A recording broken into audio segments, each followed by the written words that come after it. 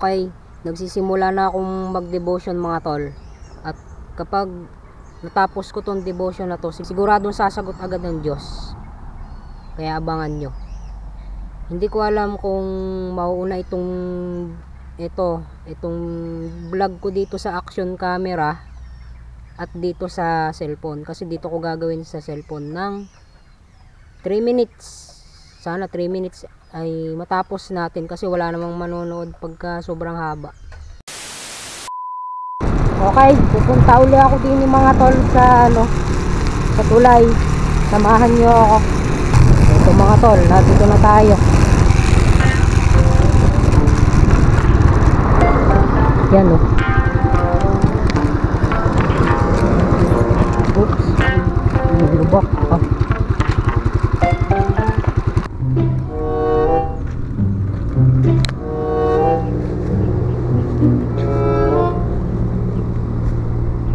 Parang gusto kong tumambay dun mga tol. So yung motor natin nadidin eh.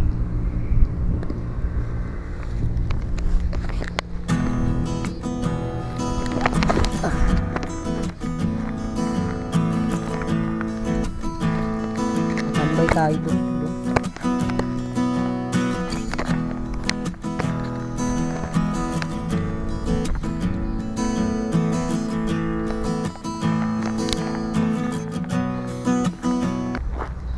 Dinadaanan to mga tol ng ng tubig nung tag-ulan mula doon. Babalikan natin to pag tag-ulan. Mainit dito pero hindi naman hindi naman sobra. Malamig nga dahil maraming puno.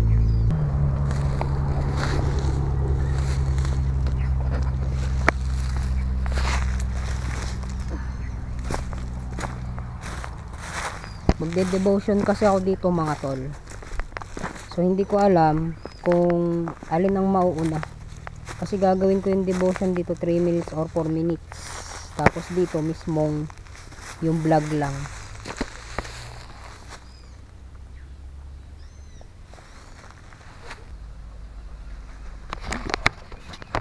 Okay, kakatapos ko lang mag-devotion dito mga tol. At ngayon alas 2 na ng hapon, maghanap naman ako ng mamimeriendahan. Kaya hindi ako magtatagal dito mga tol kasi alas 5 pa biyahe ko mahaba pa ang oras. So kung makikita nyo mga tol, may tao din dito. May nag-aalam ng baka. Yung motor natin nandoon. So itong lugar na to nagiging pagawaan ko ng video kasi sa bayan wala akong mapwestuhan doon mga tol. So ayun, dahil kay Kawaray Adventure ay nalaman ko tong lugar na to.